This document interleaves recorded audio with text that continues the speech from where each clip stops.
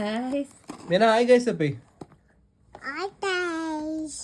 Welcome to இல்ல இந்தா நான் வாங்கினது இது.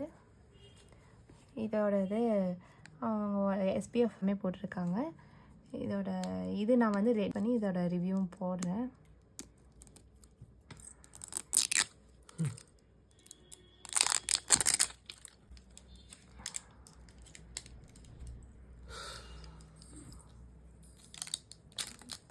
வந்து